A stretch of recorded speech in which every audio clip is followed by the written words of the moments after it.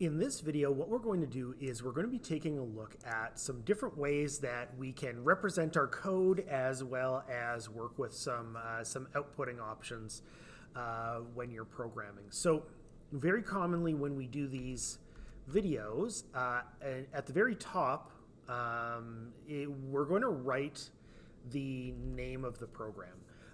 So what we're going to do is we're going to start this line with 2 slashes, and this is going to be a comment. So there's a couple different ways to do comments. So the first way is to just put 2 slashes. So one of the things that we're going to do here is we will typically put the file name at the beginning of the program. This will help you remember what it is. So typically, like at the beginning of the program, we'll start with the template that you see here, but also write the file name. So this one, we're going to be working with some special characters for output. So we're going to call this one characters.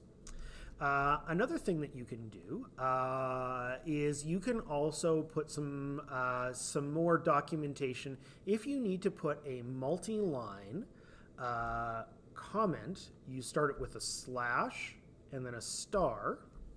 And you'll notice that everything below it became a comment. So what we're going to do is go down a couple lines and we'll put another star and then another slash. And what that'll do is it'll end the comment section.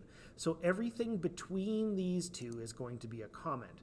So there's a lot of different ways of representing this. Sometimes people will have a row of stars all the way down to show that that's all commenting.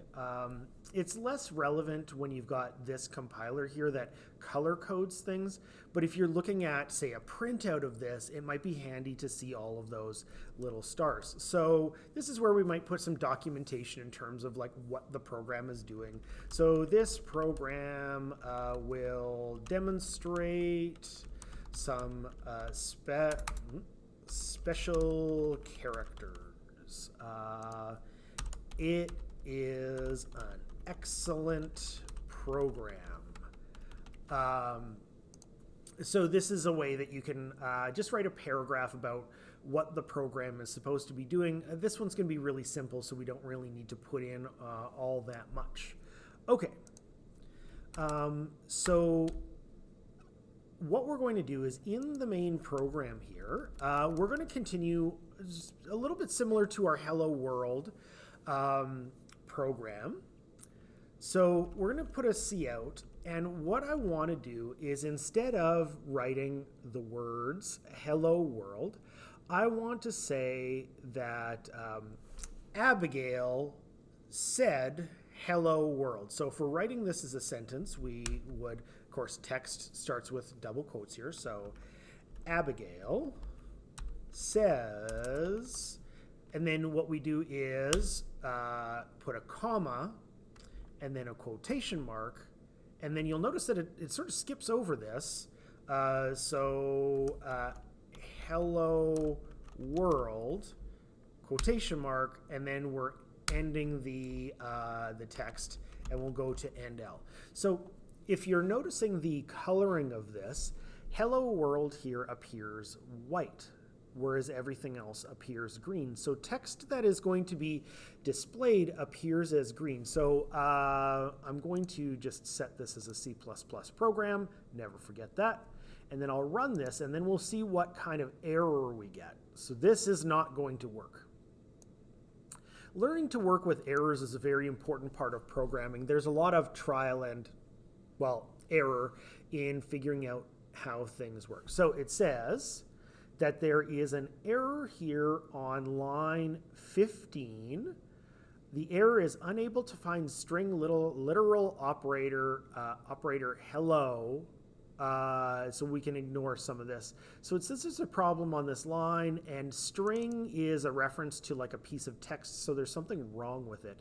Now here's the issue, is every time when we have a cout line and we put quotation marks, that means either the beginning or the end of a piece of text. So what it's thinking here is that we have Abigail says, and then we have some command called Hello World, and then we have a separate piece of text that follows it. And that's not what we want to do. We actually want to display the quotation marks.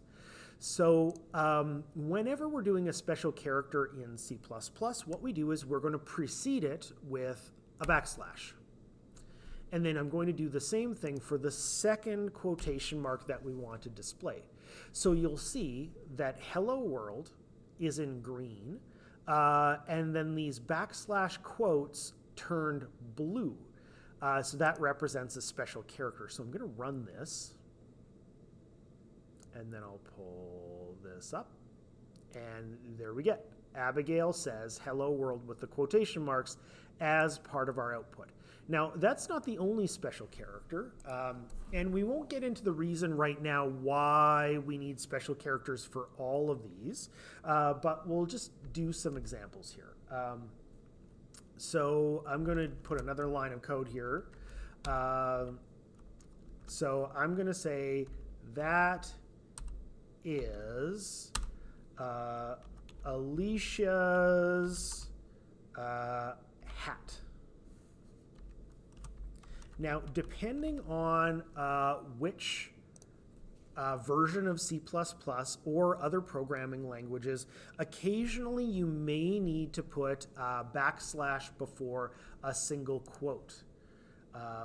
So we'll run that, and you'll see that the quote still appears even though it turned blue. So occasionally you may need to do that for a single quote or an apostrophe. Another pretty common one is the file is located at C:\my files. And I guess we should put something after this. Okay, so here's what's happening. My backslash, note that that's always for a special character, so it thinks my M is a special character. I'm going to run this. I'm not entirely sure what it's going to do. So yeah, it says unknown escape sequence \M. So it's just warning me that it does not know what I'm trying to do, but the program's going to run anyway. So if we want a backslash to appear, we've got to do a backslash preceded by another backslash, and then that will work. And then the only other one that's for output purposes, if I'm writing a letter or if I'm writing text that has paragraphs in it, typically the first line of the paragraph is indented, or the first line of a letter is indented. So if I was going to write a letter, dear friend, comma, and this is might be a good place to put to and else so that it skips down 2 lines, or you can have one by itself. And then what we're going to do here is we're going to see out. I'll keep my spacing just so it looks more consistent. And then if I want to put an indentation here, what you could do is you could put a whole bunch of spaces, but this isn't terribly convenient because you have to count how many spaces or be careful about copying and pasting. If you want a standard tab or indent, you go \T, and then you can put your message. I hope that you are well.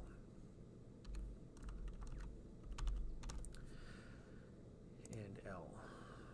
So let's run this again, and then we get our little bit of a letter. Dear friend, I hope that you're well, and you can see that the tab did this. The other thing that you can do that that works pretty effectively is see out, and what I'm going to do is I'm going to list a few items here, but I'm going to do it all as one line of code. So this one is going to be coins. So it is, for some reason, a list of different Canadian coins. So I'm going to put dime here. That's a good one. A quarter is nice. A toonie is a good one. Maybe I'll take off these commas just because I'm going to represent this in a little bit of a different way. So what I want is I want these 3 items to actually show up on different lines in my program. So currently, if I run this, it gets coins, dime, quarter, toonie. I want these on different lines. So what you can do here is you can use an extremely useful code here, \n.